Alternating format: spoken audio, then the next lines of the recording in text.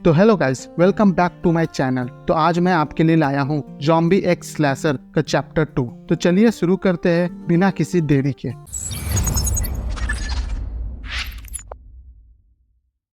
तो पिछले चैप्टर में हमने देखा कि हमारा मेन कैरेक्टर किम सू एक गवर्नमेंट एड के चक्कर में एक ट्रैप में फंस जाता है, जहां गवर्नमेंट उसे ज़ॉम्बी मारने के लिए भेजेगी और उसे हर एक ज़ॉम्बी का 5 मिलियन वॉन मिलेगा। और किम सू उस मिशन पे चला भी जाता है और चैप्टर के आखिर में वो लगभग 8000 ज़ॉम्बी को अकेले ही मार देता है। और इतना ज़ॉम्बी मारने के बाद वो आराम से एक घर खरीद सकता है। और अब आगे तो चैप्टर के स्टार्टिंग में हमें बुसान शहर का रेफ्यूजी कैंप का बॉर्डर दिखाया जाता है। उस बॉर्डर पे 2 गार्ड्स होते हैं, जिसमें कि एक पहरा दे रहा था और दूसरा सो रहा था। पहला गार्ड अपने दूरबीन से कुछ नोटिस करता है, इसलिए वो अपने सोए हुए गार्ड को उठाता है। वो दूसरा गार्ड हड़बड़ाते हुए उठता है और कहता है कि क्या हुआ। तो पहला गार्ड कहता है कि मुझे सामने से ज़ॉम्बीज आते हुए दिख रहे हैं। तो वो दूसरा गार्ड कहता है कि कितने ज़ॉम्बीज है। तो पहला गार्ड कहता है कि मुझे 2 ज़ॉम्बीज दिख रहे हैं। ये सुन के वो दूसरा गार्ड पहले वाले गार्ड के सर पे एक टपली बजाता है और कहता है कि क्या तुमने कभी अपनी जिंदगी में एक ज़ॉम्बी नहीं देखा? लगता है तुम नींद में हो, जाओ तुम अपना मुंह धो के आओ। और वो दूसरा वाला गार्ड पहले वाले गार्ड को मुंह धोने के लिए भेज देता है और खुद दूरबीन लेके वो ज़ॉम्बीज को देखने लगता है। तो फिर वो दूसरा गार्ड उन दोनों ज़ॉम्बीज को देख के कहता है कि मैंने पहली बार ज़ॉम्बीज को कुछ घसीटते हुए देखा है। और फिर कहता है कि ये दोनों ज़ॉम्बीज नॉर्मल ज़ॉम्बीज से कुछ ज्यादा ही खूनम खून दिख रहे हैं। और फिर वो दूसरा गार्ड पहला गार्ड से कहता है कि तुम जाके हम लोग के प्लेटून कमांडर से इन्हें गोली मारने का परमिशन ले लो। लेकिन फिर वो अचानक से रुक के कहता है कि नहीं नहीं रुको। और फिर वो गार्ड कुछ नोटिस करता है। हमें फिर दिखाया जाता है वो दोनों ज़ॉम्बीज नहीं थे, ये किम सू और वो लड़की थी जो उस मिशन से बच के जिंदा आ गए थे। वो लड़की उस बॉर्डर के सामने खड़ा होके अपना हाथ हिला रही थी और कह रही थी कि हम लोग इंसान हैं, हम लोगों को शूट मत करना। और किम सू 2 बैग पकड़ा हुआ था। आप लोग को याद होगा तो पिछले चैप्टर में किम सू उन सब ज़ॉम्बीज को मारने के बाद उन सब ज़ॉम्बीज का नाक काट लेता है सबूत के तौर पे, ताकि उसे कोई चीट ना कर सके। हमें फिर दिखाया जाता है कि किम सू को मिनिस्ट्री ऑफ एरिया में ले जाया जाता है, जहाँ एक गवर्नमेंट ऑफिशियल उससे पूछताछ कर रहा था। वो गवर्नमेंट ऑफिशियल किम सू से कहता है कि तुमने लगभग 8000 ज़ॉम्बीज को मारा है और हम तुम्हें हर एक ज़ॉम्बीज का 5 मिलियन वॉन देंगे, जो कि टोटल मिला के 44 बिलियन वॉन होता है। वो गवर्नमेंट ऑफिशियल्स किम सू को एक सूटकेस खोल के दिखाते हैं, जो कि पूरा कैश से भरा होता है। ये देख के किम सू और वो लड़की दोनों ही हैरान हो जाते हैं। और फिर वो गवर्नमेंट ऑफिशियल किम सू से कहता है कि हम तुम्हारे पैसे एक ही बार में तुम्हें कैश में दे देंगे। इसके बदले में हम चाहते हैं कि तुम इस मिशन के सीक्रेट्स को राज ही रखो, जिसपे कि किम सू मान जाता है। उस ऑफिशियल का असिस्टेंट उसके कान में फुसफुसाता है कि ये बहुत ह्यूज अमाउंट है, आप इस पैसे को इतने आसानी से जाने देंगे? और फिर हमें दिखाया जाता है कि किम सू से एक पेपर पे फिंगरप्रिंट लिया जाता है। फिर वो ऑफिशियल अपने मन में कहता है कि किम सू एक सनकी है, उसने सारे ज़ॉम्बीज को मारने के बाद उसके नाक काट लिए सबूत के तौर पे, ताकि हम उसके साथ कोई चीटिंग ना कर सके। और फिर कहता है कि इसका कोई भरोसा नहीं, हो सकता है अगर हम इसे पैसा ना दे तो ये हमारे साथ भी वही हाल करेगा जो इसने ज़ॉम्बीज के साथ किया है। और फिर वो अपने असिस्टेंट से कहता है कि अभी के लिए इसे वो पैसे दे दो, हम बाद में इससे वो पैसे ले लेंगे। और ऊपर से ये हमारा काम है कि हमें अपने लोगों के टैक्स के पैसों को बचाना है। और ये सब कहते हुए वो ऑफिशियल बहुत ही इविल स्माइल दे रहा होता है। हमें फिर वो बिल्डिंग को दिखाया जाता है जिसमें से किम सू और वो लड़की बाहर आ रहे होते हैं। हमें दिखाया जाता है कि किम सू के हाथ में 4 सूटकेस होते हैं कैश का, और फिर वो अपने चारों सूटकेस को नीचे रखता है। वो लड़की किम सू से कहती है कि हे मिस्टर, अब तुम कहाँ जाने वाले हो? और किम सू उस एक सूटकेस में से एक कैश का बंडल निकाल के उस लड़की को दे देता है और कहता है कि ये रहे तुम्हारे 30 मिलियन वॉन, मैंने इसमें से अपने क्रॉसबो का रेंटल फी काट लिया है और अब तुम्हारा हिसाब किताब पूरा हुआ। और फिर किम सू उससे कहता है कि अब से मुझे फॉलो मत करना। और फिर किम सू उस लड़की को वहीं छोड़ के आगे चला जाता है। फिर वो लड़की वहाँ खड़ा रह के थोड़ा देर सोचती है और फिर वो भी कहती है कि तुम जरूर एक घर खरीदने जा रहे हो, तो अगर तुम एक घर खरीद लोगे तो मुझे उस घर में बुलाना जरूर, मैं तुम्हारे लिए एक गिफ्ट लाऊंगी। हमें फिर दिखाया जाता है कि किम सू एक ब्रोकर के थ्रू 39.5 बिलियन वॉन का एक घर खरीद लेता है, वो भी गार्डन वाला। और ये घर बुसान के सियोसन डिस्ट्रिक्ट में पड़ता है। हमें फिर दिखाया जाता है कि वो ब्रोकर और किम सू उस घर के सामने आ जाते हैं जो घर किम सू खरीद चुका था। वो ब्रोकर कहता है कि चलो अंदर चलो, ये तुम्हारा ही घर है। और अब किम सू घर के अंदर जाते हुए अपने मन में सोचता है कि अब वो अपनी जिंदगी खुशी खुशी जी सकता है। लेकिन जैसे ही वो अपना घर का गेट खोल के अंदर घुसता है तो उसके पैर में एक कील चुभ जाती है और इसके कारण उसका खून भी निकल आता है। किम सू नोटिस करता है कि उस कील के ऊपर ब्लैक ब्लड लगा हुआ था, यानी कि जॉम्बी का खून, और अब ये खून उसके अंदर भी जा चुका है, जिससे कि अब वो धीरे धीरे जॉम्बी में कन्वर्ट हो जाएगा। फिर किमसू उस पल को याद करता है जब वो गवर्नमेंट ऑफिशियल से पैसे ले रहा था, तो तब उस गवर्नमेंट ऑफिशियल ने किमसू को उन सवल्स और कटे हुए जॉम्बिस के नाक को वहीं छोड़ देने को कहा था, और उन कमीनों ने वही खून का इस्तेमाल करके अभी किमसू को फंसाया है। हमें फिर दिखाया जाता है कि किमसू के अंदर वो खून जाते ही जॉम्बी वायरस अपना असर दिखाने लगता है। किमसू के सारे नस बाहर निकल आते हैं और उसका दिमाग दुखने लगता है। वो अपने शरीर के ऊपर से कंट्रोल खो रहा होता है और धीरे धीरे वो जॉम्बी में कन्वर्ट होने लगता है। हमें फिर किमसू का एक पास्ट दिखाया जाता है जहाँ वो बैठ के कुछ खा रहा होता है और उसके बगल में उसका बड़ा भाई था। उसका बड़ा भाई का नाम चियोलसू होता है। उसका बड़ा भाई किमसू से कहता है कि मुझे पता है कि हमारे माता पिता हमसे बिछड़ गए,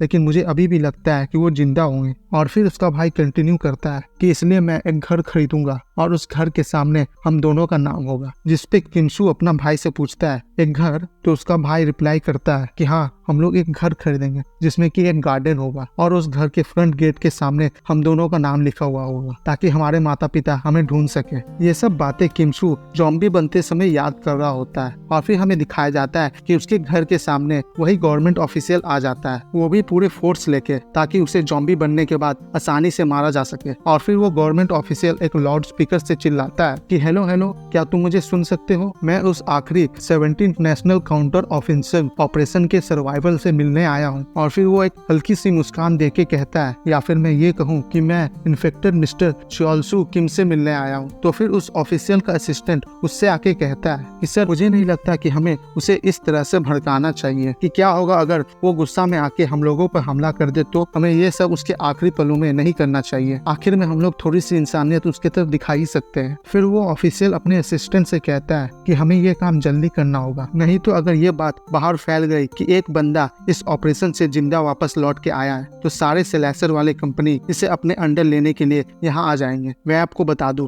इस मांगा में स्लैशर्स उन्हें कहते हैं जो पैसे लेके बाहर जॉम्बीज को मारने जाते हैं। और फिर वो ऑफिशियल कहता है कि किसे फर्क पड़ता है कि वो जॉम्बी बनने के बाद कितना खतरनाक होगा, हम लोग के पास पूरी तैयारी है उसे खत्म करने का। हमें फिर दिखाया जाता है कि वो ऑफिशियल किमसू को मारने के लिए ढेर सारे पुलिस ऑफिसर्स को लाया होता है। वो फिर से लाउड स्पीकर पर कंटिन्यू करता है कि जॉम्बी प्रिवेंशन एक्ट पैराग्राफ 3 के आर्टिकल 1 में लिखा है कि कोई भी अगर जॉम्बी वायरस से इन्फेक्टेड है तो हम उसे मार सकते हैं। तो मिस्टर चियोलसू किम, हमें खबर मिली है कि आप जॉम्बी वायरस से इन्फेक्टेड है, इसलिए आप कृपा करके जल्दी बाहर आए ताकि हम आपको अच्छी मौत दे सके। हमें फिर दिखाया जाता है कि वो पुलिस ऑफिसर्स किमसू के घर के अंदर जाने लगते हैं। और फिर वो ऑफिसर दूसरा रूल सुनाते हुए कहता है कि पैराग्राफ 7 के आर्टिकल 3 में लिखा है कि जो भी आदमी जॉम्बी वायरस से इन्फेक्टेड होने के कारण मारा गया है, उसकी सारी प्रॉपर्टी अब गवर्नमेंट की हो जाएगी। फिर हमें दिखाया जाता है कि किमसू अपने घर के बाहर आ जाता है और वो अभी तक जॉम्बी नहीं बना है, लेकिन जॉम्बी वायरस उसके शरीर पर असर कर रही है। वो ऑफिशियल अपने असिस्टेंट से कहता है कि ये इन्फेक्टेड तो हो गया है, लेकिन ये अभी तक जॉम्बी में क्यों नहीं बना?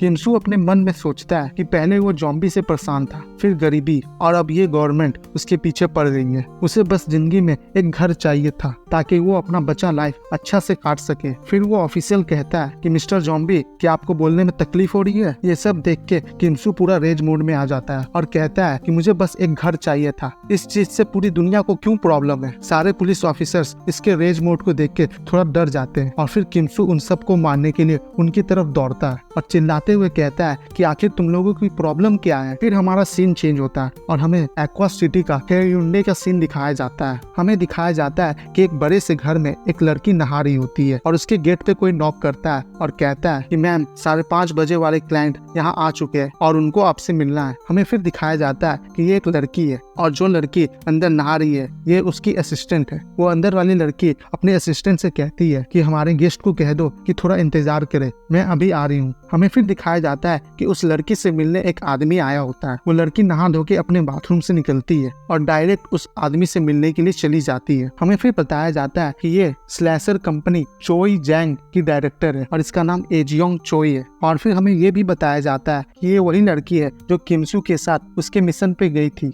वो असिस्टेंट डायरेक्टर चोई से कहती है कि मैम, आपका अपॉइंटमेंट मिस्टर म्योंगो जियोंग के साथ है। फिर डायरेक्टर चोई उस बंदे से कहती है, तो मिस्टर जियोंग, आप क्यों मेरे कंपनी के पास आए हैं। तो मिस्टर जियोंग डायरेक्टर चोई को बताते हैं कि जॉम्बी वर्ल्ड से उसे एक चीज वापस लानी है। तो फिर डायरेक्टर चोई मिस्टर जियोंग से हंसते हुए कहती है, तब आप बहुत अच्छी जगह पे आए हैं। और वो कंटिन्यू करती है कि हमारी कंपनी चोई एंड जैंग जॉम्बी से रिलेटेड हर काम में स्पेशलिस्ट है। और फिर डायरेक्टर चोई मिस्टर जियोंग को अपने कंपनी की सर्विस गिनाने लगती है। वो कहती है कि हमारी कंपनी कोई भी एरिया से जॉम्बी का नामो निशान मिटा सकती है और वो लोग जॉम्बी वर्ल्ड से किसी भी इंसान और किसी भी ऑब्जेक्ट को ढूंढ के वापस ला सकते हैं। और फिर डायरेक्टर चोई की असिस्टेंट मिस्टर जियोंग को एक कैटलॉग देती है। मिस्टर चोई फिर बताती है कि उसके पास बहुत सारे ऐसे स्प्लैशर्स है जो अपने काम में एकदम परफेक्ट है। फिर जब मिस्टर जियोंग उस कैटलॉग को उठा के देखते हैं तो वो पूरा शॉक हो जाते हैं, क्योंकि इस कैटलॉग में हर एक स्लैशर का दाम बहुत ज्यादा था। मिस्टर जियोंग इन दामों को देख के पूरा हैरान हो जाते हैं और ये देख के मिस्टर जियोंग कहते हैं कि ये सब तो बहुत महंगे हैं। फिर डायरेक्टर चोई मिस्टर जियोंग को बताती है कि हमारे स्लैशर्स के दाम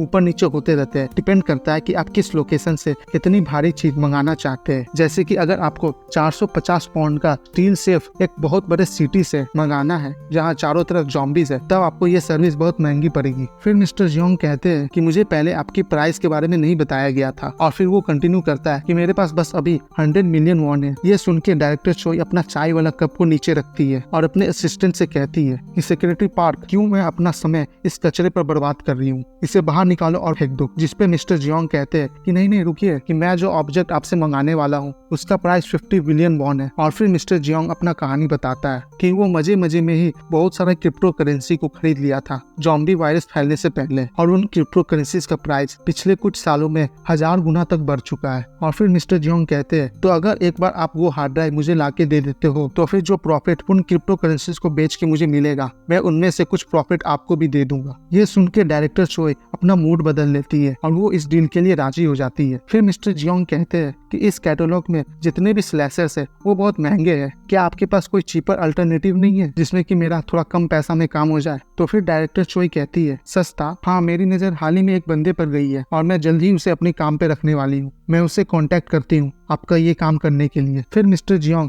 डायरेक्टर चोई को अपना कार्ड देते हुए कहता है कि प्लीज मेरे सामान को ढूंढ दीजिएगा, मैं आप पर भरोसा कर रहा हूँ। फिर मिस्टर जियोंग वहाँ से चले जाते हैं। फिर सेक्रेटरी पार्क डायरेक्टर चोई से कहती है कि मुझे नहीं पता था कि आपके पास कोई नया बंदा भी है, और क्या ये बंदा आपको तब मिला था जब आप काउंटर ऑफेंसिव ऑपरेशन में गए थे तब। जिसपे डायरेक्टर चोई उससे कहती है कि अभी मैंने उसे हायर नहीं किया है, लेकिन मैं जल्द ही उसे हायर कर लूंगी, इसलिए मैं थोड़ा देर के लिए बाहर जा रही हूँ। और अपने असिस्टेंट से कहती है कि मैं अभी कपड़े बदलने जा रही हूँ, तो मेरे आने से पहले सब कुछ तैयार रखना। और कहती है कि संगसू हा को कॉल करो मेरे बॉडीगार्ड बनने के लिए, उसके पास अभी कोई असाइनमेंट नहीं है। हमें फिर बताया जाता है कि संगसू हा को क्लाइंट इसलिए नहीं मिल रहे क्योंकि उसने हाल ही में एक क्लाइंट को धो दिया था। और फिर डायरेक्टर चोई एक आखिरी काम अपने असिस्टेंट से कहती है, ओ हाँ, मुझे एक पैकेट टॉयलेट रोल चाहिए, मुझे उसे गिफ्ट करना है। और फिर हमारा चैप्टर एक हसीन फोटो के साथ यहीं खत्म होता है। तो गाइज, मिलते हैं हम आपसे अगली वीडियो में, तब तक के लिए गुड बाय।